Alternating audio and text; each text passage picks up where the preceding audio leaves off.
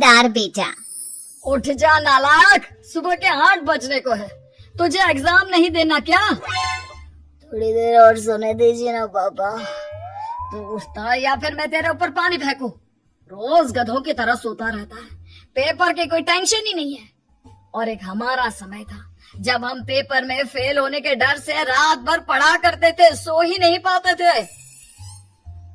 तो क्या आप वापस का बदला मुझसे लेंगे? मैं 15 मिनट बाद उठ जाऊंगा, आप प्लीज जाइए, मुझे डिस्टर्ब मत कीजिए। इतना कहकर रौनक रजाई ढककर फिर से सो जाता है। तू ऐसा नहीं मानेगा, रुक मैं अभी पानी लेकर आता हूँ। बस फिर क्या था, इतना कहकर वो भागते हुए बाथरूम में जाते हैं और पानी की एक बड़ी सी बाल्टी लाकर रौनक के ऊपर फेंक देते हैं। पानी पड़ते ही रौनक झट से उठ जाता है। ये आपने क्या किया पापा? अब तो उठेगा नहीं तो यही करना पड़ेगा ना। वैसे थैंक्स डैड, आपके कारण ना अब मुझे नहाने की भी जरूरत नहीं पड़ेगी। चलिए अब आप माँ से बोलकर मेरे कपड़े निकलवा दीजिए, तब तक मैं ब्रश कर लेता हूँ। वैसे कल ना आप एक काम और करना, नहलाने के साथ साथ मुझे ब्रश भी करवा देना। ये ब्रश करने में ना मुझे बहुत आलस आता है। रौनक की बातों से अरविंद का मुंह खुला का खुला रह जाता है। वो अपनी पत्नी कमला के पास जाता है और रौनक की हरकतों के बारे में बताता है, जिसे सुन उसकी पत्नी हंसने लगती है। तुम अपने बेटे को समझाने के बजाय हंस रही हो। रौनक बच्चा है, धीरे धीरे सुधर जाएगा, आप क्यों उसके पीछे पड़े रहते हो? अभी नहीं सुधरेगा तो कब सुधरेगा? 10वीं क्लास में है रौनक, वो अब कोई बच्चा नहीं रहा। अरविंद की इतना बोलते ही वहाँ रौनक भी आ जाता है। क्या डैड, मैंने आपको एक काम दिया था, वो भी नहीं हुआ आपसे। अरे क्या हुआ बेटा? माँ, मैंने डैड से बोला था कि वो आपको बोलकर मेरे स्कूल की यूनिफॉर्म निकाल दे, लेकिन मेरे पीछे पड़ने के अलावा इनसे एक काम ढंग से नहीं होता। देख रही हो कमला, देख रही हो अपने लाडले को? अरे आप चुप रहिए जी। चलो बेटा, मैं तुम्हें कपड़े निकाल कर दे देती हूँ बस। ऐसे ही साल पर साल बीतते जाते हैं, लेकिन रौनक के रवैये में कोई बदलाव नहीं आता। वो पहले से भी ज्यादा आलसी और पूरी तरह अपने माता पिता पर निर्भर हो जाता है। 2 साल बाद पता नहीं कहाँ गायब रहता है पूरे दिन, अब तक तो आ जाना चाहिए था। अरे आप इतनी फिक्र क्यों कर रहे हैं उसकी? दोस्तों के साथ खेल रहा होगा, आ जाएगा अभी। ये कोई टाइम है खेलने का? 10 बजने वाले हैं, इतनी रात में कौन खेलता है? कमला कुछ कहती उससे पहले ही रौनक वहाँ आ जाता है। मम्मी जल्दी से खाना लगा दो, बहुत भूख लग रही है। तुम्हें तब तक खाना नहीं मिलेगा जब तक तुम बता नहीं देते कि इतनी रात गए कहाँ से आ रहे हो। ओह प्लीज डैड, अब आप एसी पे प्रद्युमन बनकर मेरे सर पर बंदूक लेकर मत बैठ जाना। अपनी फालतू की बकवास बंद कर और बता कहाँ से आ रहा है। माँ अब समझाइए ना डैड को। बता देना बेटा, इनको भी तसल्ली हो जाएगी। आप बोल रही हैं तो बता देता हूँ, मैं दोस्तों के साथ मूवी देखने गया था, इसलिए देर हो गई। तो इन सब चीजों में मेरे पैसे उड़ाता है? कभी 1 रुपया कमाने के बारे में सोचा है तूने? जब देखो हवा की तरह पैसे उड़ाता रहता है। माँ अब आप इन्हें चुप करा दीजिए, वरना ना मुझे गुस्सा आ जाएगा। अच्छा क्या कर लेगा? बता ना क्या कर लेगा तू? वैसे बात तो ठीक ही है, मैं कर ही कह सकता हूँ। पैसे तो फिर भी मैं आपसे ही मांगूंगा ना। चलिए अब ये सब बात छोड़िए और मम्मी मेरे लिए खाना लगा दीजिए। अभी लगा देती हूँ बेटा। मैं बता रहा हूँ कमला, एक दिन ये ऐसे ही बिगड़ जाएगा। ओफो, आप क्यों इतना पीछे पड़े रहते हो मेरे बच्चे के? बात की बात में देखेंगे, अभी आप शांति से उसे खाना खाने देंगे। अगले दिन, डैडी मुझे 10,000 रुपए चाहिए। हाँ? अब इतने पैसे क्यों चाहिए तुझे? डैड आप बिना सवाल किए कभी पैसे नहीं दे सकते क्या? जब तक तू बताएगा नहीं तुझे पैसे भी नहीं मिलेंगे। अरे अब आप अपने बेटे को पैसे भी नहीं दे सकते? नालायक, तेरी उम्र के लोग नौकरी करते हैं और एक तू है जो नौकरी करने का नाम ही नहीं लेता कभी। आप लोगों के होते हुए भला मैं नौकरी क्यों करूं? अरे हम कब तक पैसे देंगे तुझे? तुझे भी तो अपने पैरों पर खड़ा होना होगा ना। कौन सा उधार के पैरों पर खड़ा हूँ? अपने ही तो पैरों पर खड़ा हूँ मैं। इसी तरह रौनक दिन प्रतिदिन लापरवाह होता जाता है। उसकी लापरवाही को देखते हुए अरविंद और कमला अपने बेटे की शादी कराने का फैसला लेते हैं और 1 महीने के अंदर अंदर ही रौनक की शादी मेघा नाम की लड़की से करा देते हैं। शादी के कुछ दिन बाद, रौनक, मुझे एक अच्छी सी साड़ी चाहिए, आप ला दोगे ना? हाँ, क्यों नहीं। कितने तक की आती है साड़ी? यही करीब 5,000 तक की। तुम चिंता मत करो, मैं आज ही डैडी से पैसे मांगकर तुम्हारे लिए साड़ी ले आऊंगा।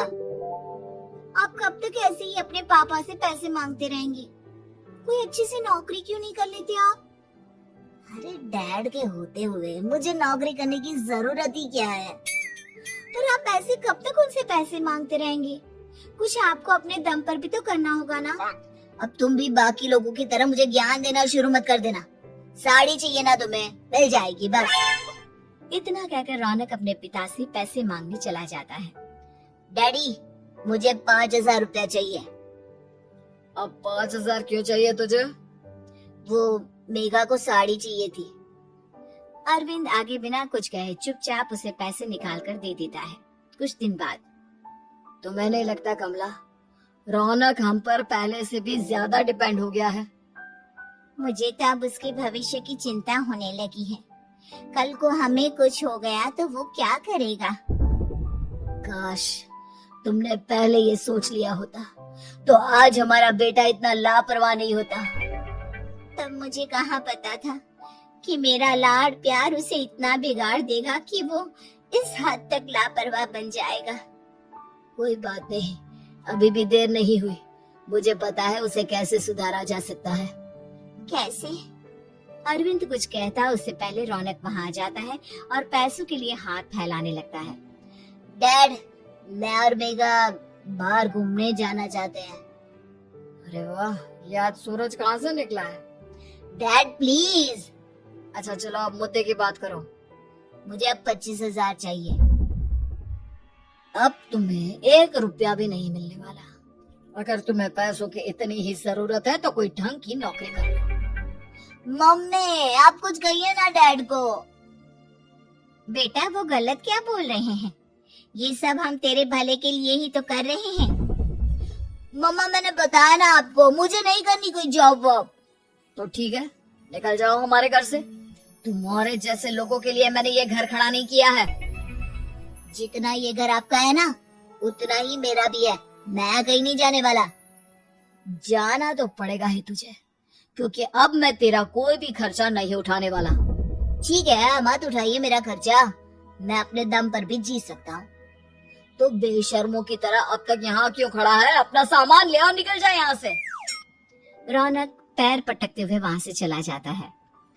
घर से निकालना जरूरी है क्या उसे? बिना पैसों के कौन रखेगा उसे किराए पर?